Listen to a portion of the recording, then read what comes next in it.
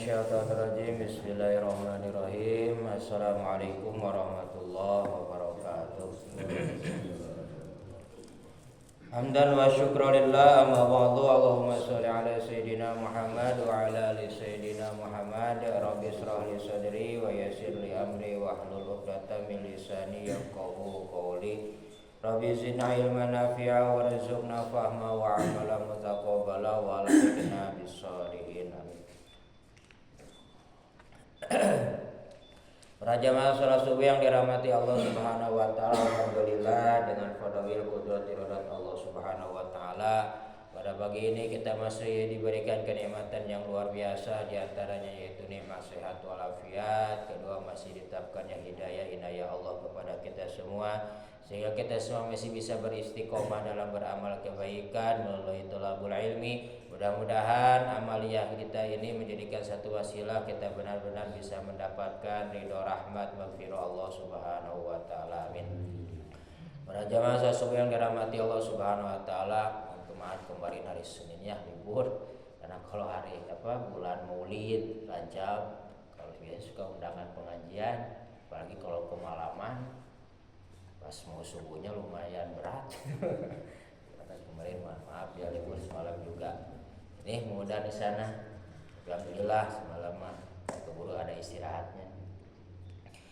Para jamaah subuh yang dirahmati Allah Subhanahu wa taala, kajian terakhir kemarin yaitu tentang membahas ya sebagai orang yang sudah wajib zakat namun dia lupa untuk mengeluarkannya atau musnah ya, hilang hartanya. Sudah dibahas insyaallah untuk pagi ini yaitu tentang orang yang sudah meninggal tapi dia punya hutang untuk membayar wajib zakat. Bagaimana nih solusinya? Ulama akan dibahas.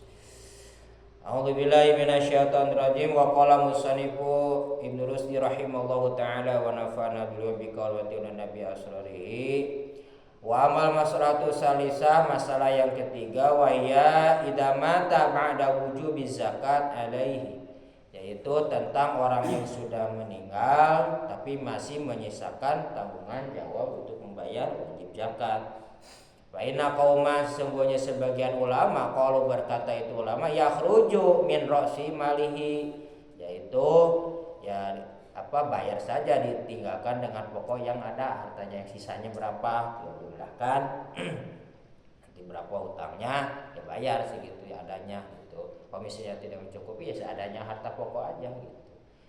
Pendapat siapa dia? Yaitu diantaranya pendapat ulama qala Asy-Syafi'i wa Ahmad wa Ishaq wa Abu Sur. Diantaranya pendapat Imam Syafi'i, Imam Ahmad, Imam Ashab dan Abu Sur. Jadi kalau ada sisanya seadanya harta tersebut.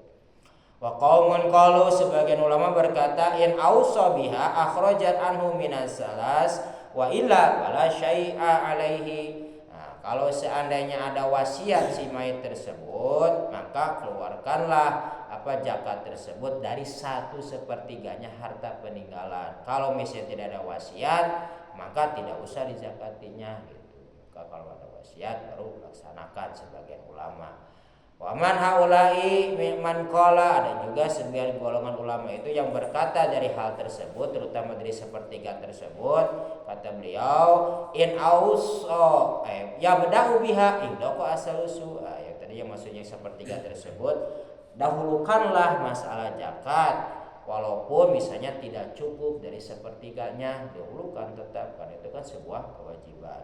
Wa minhum man qala, dari 1/3 tersebut ulama itu ada yang berkata la yabda'u biha, ya udah tidak usah didahulukan masalah zakat, yang penting yaitu bereskan dulu. Biasanya ada wasiat misalnya untuk warisan atau ada kebutuhan lain, maka sebagian ulama itu ya tidak usah zakat dulu mah, yang penting beresin yang lain dulu gitu. Kalau misalnya punya utang gitu. Wa an Malik, terutama dari pendapat Imam Malik auklani jami'an, sesungguhnya dari qaul tersebut yang diucapkan tadi dua-duanya, baik didahulukan zakat atau misalnya tidak didahulukan, itu semuanya adalah terutama dari pendapat Imam Malik. Walakinil masyhuru anna bimanzilatil wasiyat, tapi pendapat Imam Malik itu yang maksudnya tetap didahulukan itu tentang masalah wasiat, bukan masalah zakat. Tapi kalau pendapat Imam Syafi'i yang tadi tetap harus diutamakan atau masalah zakat, itu sebagian kewajiban. Wa makhtilafun fil mali yubayyu ba'da wujubi shadaqah fi. Ya, terjadinya perbedaan pendapat itu yaitu tentang apa? Masalah harta terutama yang menjual, kemudian masalah harta yang menjual namun menjual hasil panen yang telah wajib zakati. Ini yang terakhir, perbedaan masalah itu biasanya orang apa, bagaimana nih orang yang menjual hartanya atau hasil panen, maaf ya, tapi dia sudah wajib zakat sehingga tidak menjakatinya atau lupa atau gimana. Baina qauman, sesungguhnya sebagian ulama mengatakan kalau yakhudhu al-musriku zakata minal mali nafsahu wa yurja'u al-mushtari bi qaimati alal bai'i. Ambil saja terutama apa wajib tetap membayar zakat terutama kepada siapa, pemilik tanahnya. Dari apa datnya itu harta, kemudian untuk masalah si pembelinya diberikan ganti dengan uang dengan seharga yang dia jual. Jadi tetap harus didahulukan apa, zakat dulu, jadi jangan langsung dijual belikan. Wabi kola, ya misalnya sudah ini ya tadi sudah akad misalnya dengan orang lain, ya tadi ganti aja kepada si pembelinya. Wabi kola Abu Sur, utama pendapat tersebut dari kaul Imam Abu Sur. Wa qala qaumun, dan sebagian ulama mengatakan al-bai'u mafsuhun, jual beli tidak sah ya, dan haram ya, artinya tidak sah, haram kalau misalnya belum mengeluarkan zakatnya. Wa bi qala Syafi'i, terutama dari pandangan dari Imam Syafi'i. Wa qala Abu Hanifah, pendapat dari Abu Hanifah itu al-mustari bil khiyar, pembeli itu boleh milih bainal infadil bai, antara apa melanjutkan jual belinya, waruduhu atau mau mengurungkannya, itu terserah pembeli. Wal ashru makhudhu minas samrati au minal habi allazi wajib fi az-zakatu, tapi tetap yang 1/10 atau zakatnya itu diambil dari hasil panen yang tetap wajib dikeluarkan zakatnya. Jadi tetap kembali kepada apa, pembelinya milih mau dilanjutkan enggak, atau misalnya mau diurungkan tidak apa-apa, tapi tetap harus ada apa, diambil wajib zakatnya. Wa qala Malik, kalau pendapat Imam Malik itu az-zakatu alal bai'i, zakat itu yaitu wajib kepada si penjual ya, pasti ya, hampir sama lah sebenarnya, wajib kepada apa, yang punya harta tersebut awalnya. Wasabu ikhtilafihim, ya terjadinya perbedaan pendapat itu terutama tasbihu bai'u malil zakat binaqwatihi bislafil anhu. Terjadinya perbedaan pendapat itu karena ada penyerupan antara apa, jual beli harta zakat dengan apa, membinasakannya atau dengan menghilangkannya. Paman syabiha bidzalika, dan sebagian ulama yang menyamakan hal tersebut, az-zakatu mutarafatun fi zamatil mutarafati wal mafud, bahwa zakat itu ditanggung oleh orang yang membinasakannya atau yang menghilangkannya, otomatis itu si penjual, itu yang menyamakan hal tersebut. Wa man qala, dan sebagian ulama itu al-bai'u laisa bislafil ainil mali wala tafwitu lahu wa innama huwa bimanzilati man ba'a ma laisa lahu, yaitu sebagian ulama mengatakan bahwa jual beli itu tidak ada apa masalah membinasakan dengan datnya harta, dan tidak juga apa tentang ada menghilangnya dalam harta tersebut. Pasti masalah tanggungan harta tersebut itu yaitu kepada apa, intinya mah kepada si pembeli gitu. Qala, pendapat ulama lain, az-zakatu fi ainil mali, bahwa zakatnya ada dari apa, datnya harta tersebut. Sumahal bai'u mafsuhun, tuluy apakah masa itu sah atau tidak salah. Jadi intinya mah sebagian ulama mengatakan jadi zakatnya wajib kepada siapa, ada datnya harta tersebut. Kalau misalnya ada pembeli, dari si pembeli gitu. Di mana nih hasil panennya ada harta tersebut gitu. Sebagian ulama mengatakan begitu. Tapi tetap kebanyakan ulama itu diwajibkan kepada siapa, ya, si penjual gitu. Karena dia yang menghilangkan atau membinasakan masalah apa, zakat. Dan sumahal bai'u mafsuhun aw ghairu mafsuhin, itu akhirnya dikira fi bil mabi insyaallah taala. Untuk nanti masalah apa, apakah sah enggak misalnya jual belinya atau tidak sah, nanti insyaallah dibahas tentang itu di dalam bab jual beli nanti ya. Masalah orang yang menjual beli bagaimana, terutama lupa atau dia membinasakan menghilangkan zakat tersebut. Waman hadano ikhtilafun fi zakatil mali al mahbubu, kemudian ini pun hampir sama tentang perbedaan masalah apa zakat harta hibah. Kemudian wa fi ba'di hadal masai allati dzakara tafsilu fil madhabi lam nara an ta'ridu lahu idza kana ghairu muwafiqin li ghardina ma'a annahu yusiru fi itu asbabi dzalik al furu', yaitu masalah ini sebagian permasalahan tersebut kami akan membicarakannya untuk lebih perincinya, namun kami pun tidak mempertentangkan terutama masalah yang sejalan dengan pendapat kami, terutama masalah harta yang menyulitkan, karena itu pun diberikan karena ada sabab beri motif-motif, karena sesungguhnya li'anna aksaroha istahsaniyah, sesungguhnya perkara tersebut itu ada unsur-unsur istihsan. Istihsan itu yaitu unsur kebaikan sebenarnya juga ya. Masalah tafsirihin, kemudian perumpamaan perincian tersebut hampir sama dengan aduyun masalah hutang. Kemudian alat itu zakat minalati la zakat, baik bagi orang yang mengeluarkan zakat atau orang yang tidak mengeluarkan zakat karena sebab hutang tersebut. Kemarin sudah disebutkan masalah hutang. Dan waduyun ala maksutu, kemudian masalah hutang pun ada yang gugur di zakati karena masalah zakat man berarti latas kul, kemudian ada orang juga yang akhirnya tidak gugur, tetap kalau misalnya masalah zakat walaupun dia punya hutang tetap wajib dikeluarkan. Tapi kan sebagian ulama kemudian ada yang menggugurkan, terutama yang wajib dikeluarkan masalah hutang.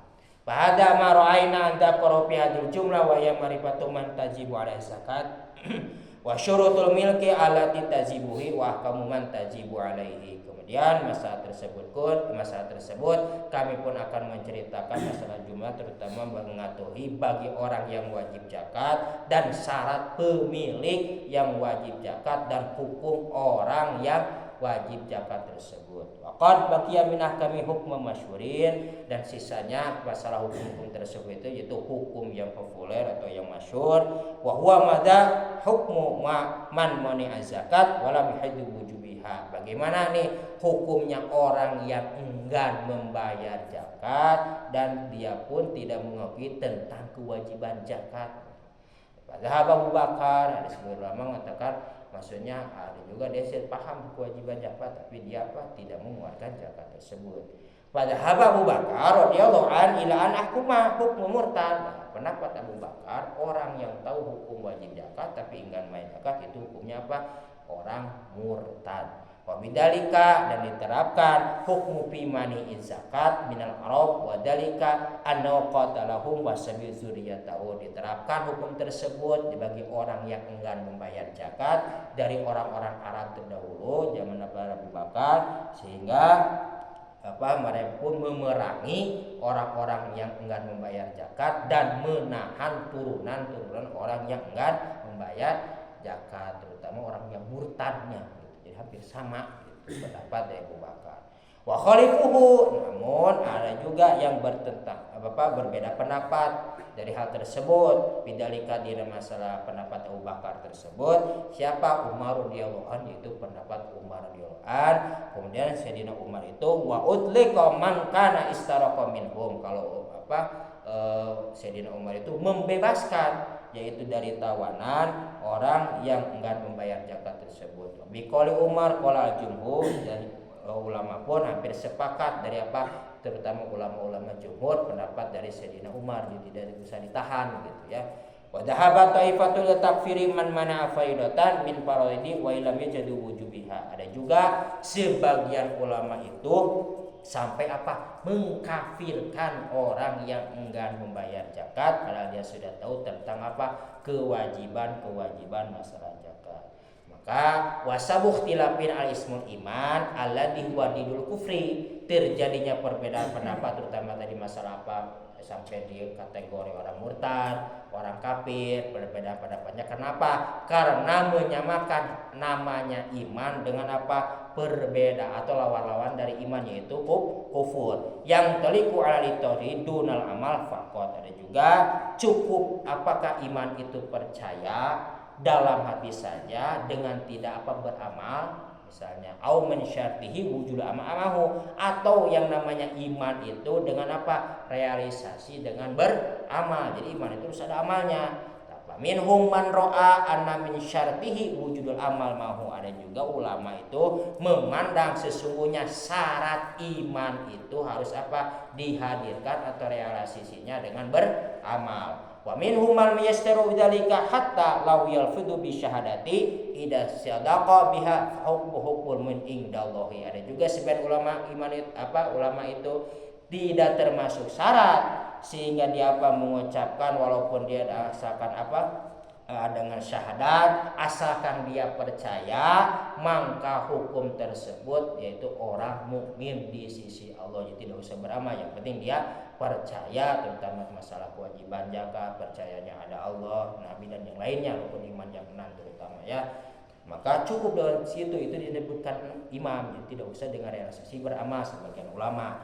Wa jumhur wa hum ahlus sunnah ala nau laisa yastanutu fihi, dan jumhur ulama pun mengatakan terutama ahli sunnah itu sesungguhnya iman itu tidak ada syaratnya. Ani fi'tiqadil iman alladzi dul kufri minal a'mal illa tarafu bi syahadati faqad. Jadi maksud kami menekatkan iman itu dalam hati dan lawannya dari iman yaitu kufur, maka dari amal tersebut dilafadzkan cukup dengan bersyahadat saja. Kemudian liqouli sallallahu alaihi wasallam, karena dasarnya ada sabda Rasulullah sallallahu alaihi wasallam, umirtu an uqatilan nas hatta yaqulu la ilaha illallah wa yu'minu bi. Diperintahkan kami untuk memerangi manusia sehingga dia mengucapkan kalimat la ilaha illallah dan beriman kepadaku atau mengakui sebagai Rasulullah. Jadi itu dalilnya bahwa iman itu tidak ada syarat dengan beramal, yang penting dia bersyahadat. Pastaratu mal ilmi qaul, kemudian ada yang menyaratkan adanya pengetahuan terutama dalam ucapan tersebut. Wa huwa amalu minal amal, bahwasanya amal itu sebagian dari segala pekerjaan. Man syabiu sayyidil af'al wajibati bil qouli qala, dan sebagian ulama ada yang menyamakan sisanya dari pekerjaan wajib itu dengan ucapan. Jamiul a'mal al-mufrati syartu fi ilmi alladhi wal iman. Amal yang diwajibkan diperlukan termasuk syarat mengetahui tentang termasuk orang yang beriman. Jadi termasuk syaratnya itu tetap orang yang menyamakan kewajiban. Orang yang beriman itu harus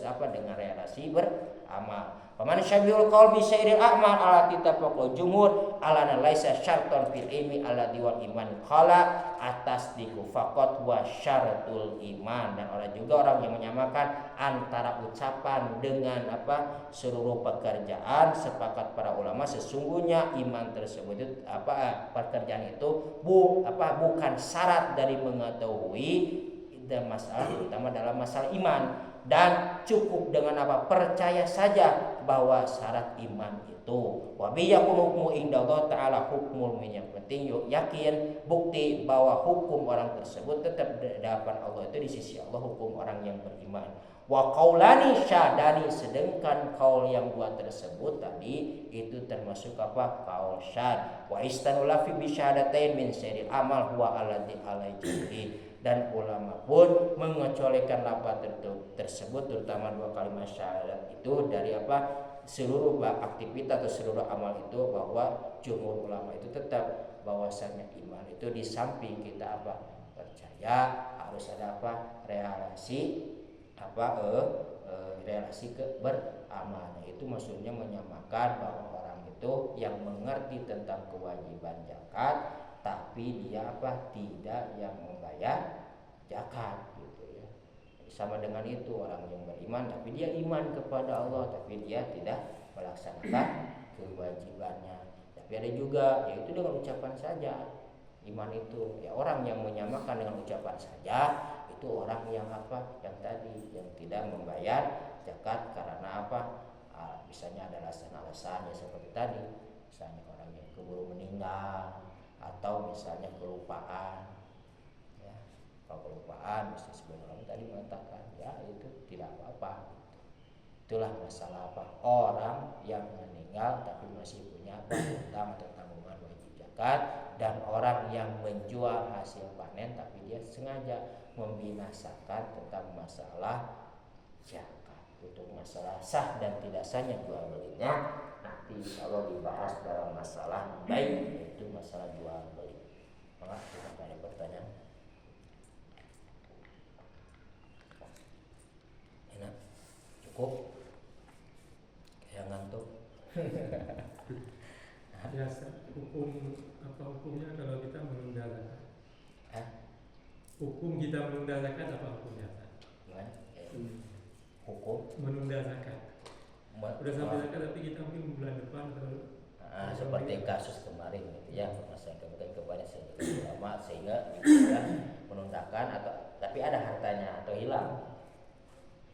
Ada hartanya tapi kita belum bayar gitu. Misalnya kesibukan ya, karena sebagai ulama kan tadi kan dikatakan ya tidak apa kalau benar arti kita punya kesibukan, tapi kalau kita sengaja ya sebagai ulama kan karena ada orang yang menundakan kebaikan itu sama dengan orang melalaikan apa perintah Allah itu ya. Jadi sebagai ulama ya tetap tidak boleh, itu maksudnya melalaikan itu. Sebagai ulama itu kembali kepada diri kita, maksudnya kan pilihan.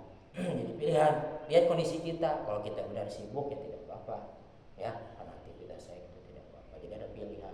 Tapi sebagian ulama tadi tetap itu kewajiban kita kepada Allah tetap harus didahulukan sesibuk apapun.